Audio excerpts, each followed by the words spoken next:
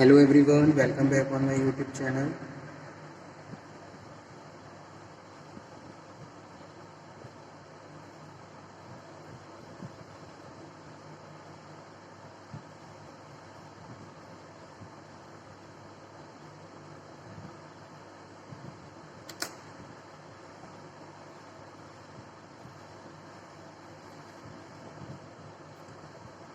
Indian economy में आज हम डिस्कस करेंगे need for economic planning in India.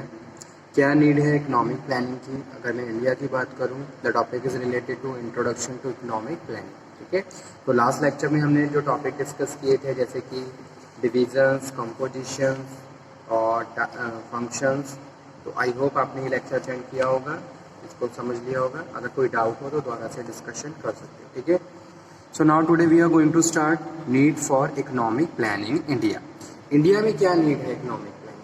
क्यों इकोनॉमिक प्लानिंग को एक ग्रेट वैल्यू दी जाती है? ठीक है, सो इस क्या ज़रूरत है? तो अगर हम स्टार्टिंग करें इसकी हिस्ट्री से, economic situation of India was not good. जैसे कि हमें पता है, जैसे कि हमारी कंट्री इंडिपेंडेंस हुई थी उसके बाद हमारी जो फाइनेंशियल या इकोनॉमिक कंडीशंस है वो बहुत ज़्यादा पुअर थी।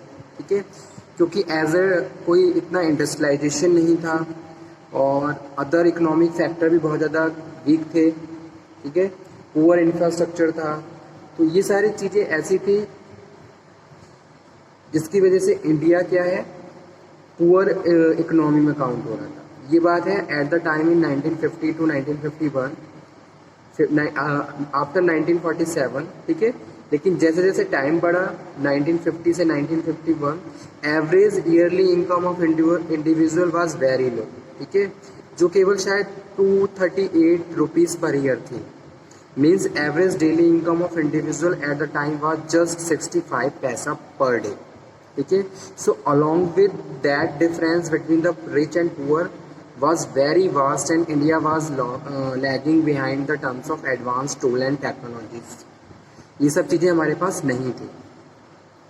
Government was finding it very difficult to fulfill the needs of demand of the population which was growing at the very fast pace. लेकिन पॉपुलेशन बढ़ती जा रही।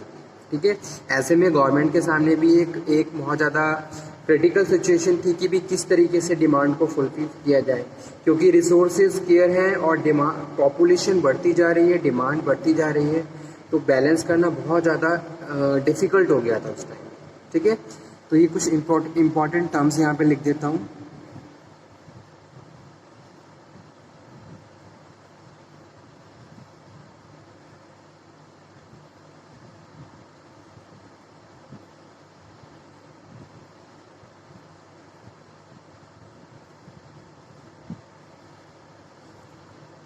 Economic condition of India was not good. ठीक है, 1950 से 1951 average yearly income बहुत ज़्यादा कम थी।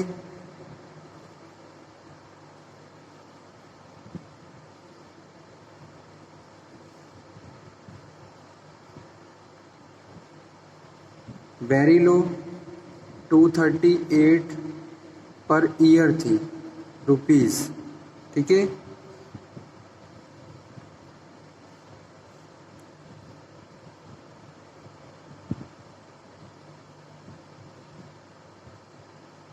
India lagging behind terms of advance tool and technology. ठीक है,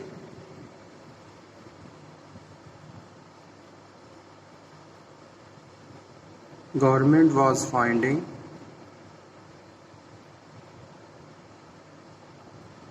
it very difficult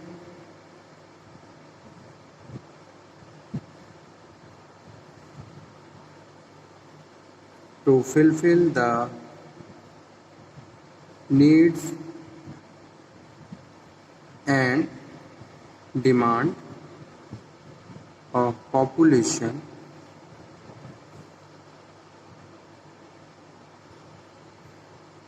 which was growing very fast pace. और ये हमें पता ही है, India is second largest populated country in the world after the China. So we can see the social and economic condition of India that time also not fair, and that is a very important area of planning. ठीक है, तो कौन कौन से ऐसे factors है जिसको हम कह सकते हैं economic planning is very needable. Situations of India at the time of independence.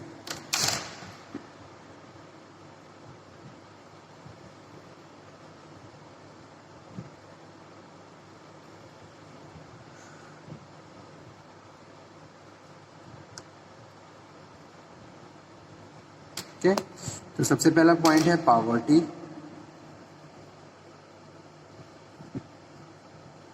Eight the time of independence India was facing the problem of mass poverty. ठीक है, स्टार्टिंग से ही इंडिया पॉवर्टी की प्रॉब्लम को फेस कर रहा है. ठीक है, गरीबी इंडिया में क्या है, जो उसकी रूट्स है बहुत ज़्यादा स्ट्रॉन्ग थी. Economic conditions of the nation was bad situation, और ये किसी भी कंट्री की ग्रो डेवलपमेंट के लिए बहुत ज़्यादा बैड सिचुएशन है, बैड प्रॉब्लम है. So during the 1950 to 1951 the daily average income of individual was very low, about the 65 paisa per day. So at the time situation so worse that a large number of people were not able to meet their basic needs of the food, shelter and cloth. Okay, ये भी fulfil नहीं कर पा रहे थे. Second one है inequalities of among the society.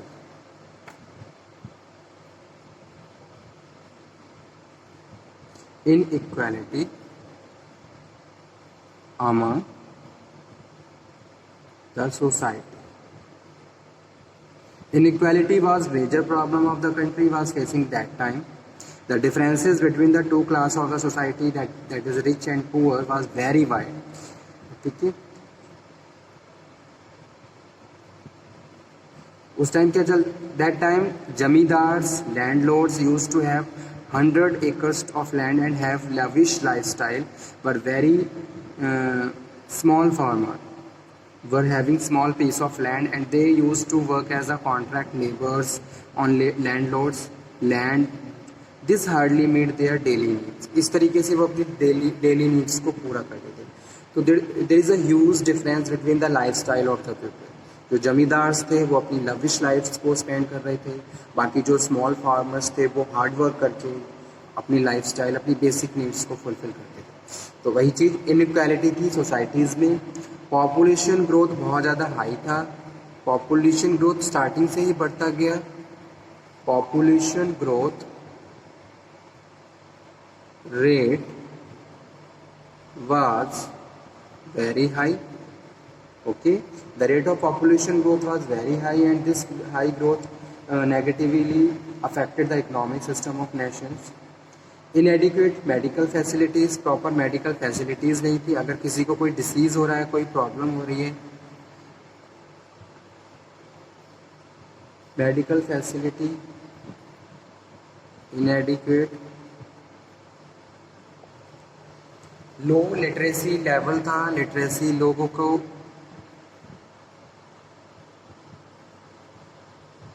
पहले तो मेडिकल प्रॉब्लम बहुत ज़्यादा थी. ठीक है, population growth was very high, rate of the population was very high, and this high growth negatively affect the economic system, जिसका एक नेगेटिव इफेक्ट पड़ा हमारे इकोनॉमिक सिस्टम पे.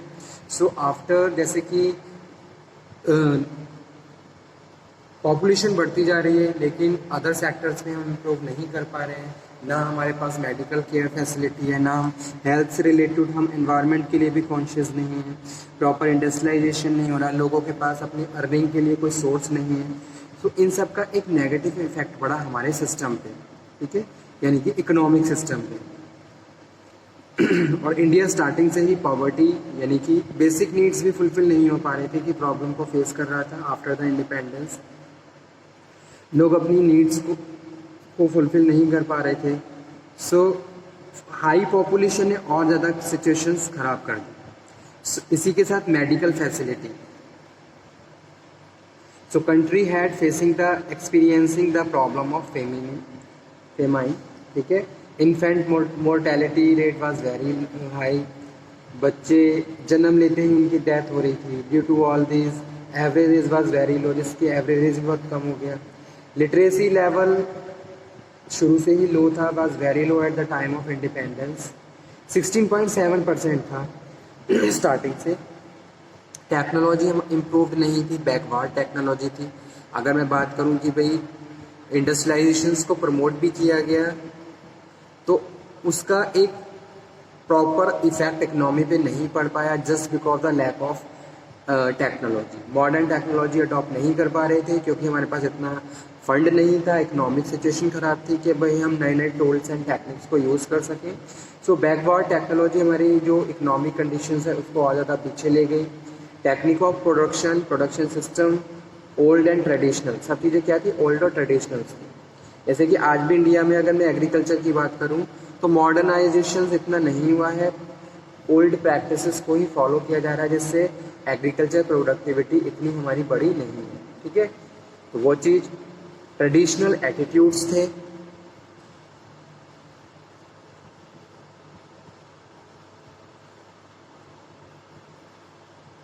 Traditional attitudes.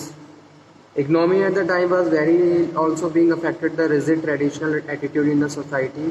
Various problems arise as a hindrances in the economic growth of the nation. Okay, agriculture based economy and industrial growth was negligible. Okay, social and economical problem created after the partitions. बहुत ज़्यादा problem बढ़ी. After कुछ बार भी हुए, बहुत सारे ऐसी problem आई. लो पर कैपिटल इनकम, और जो पर कैपिटल इनकम थी वो हमारी लो थी.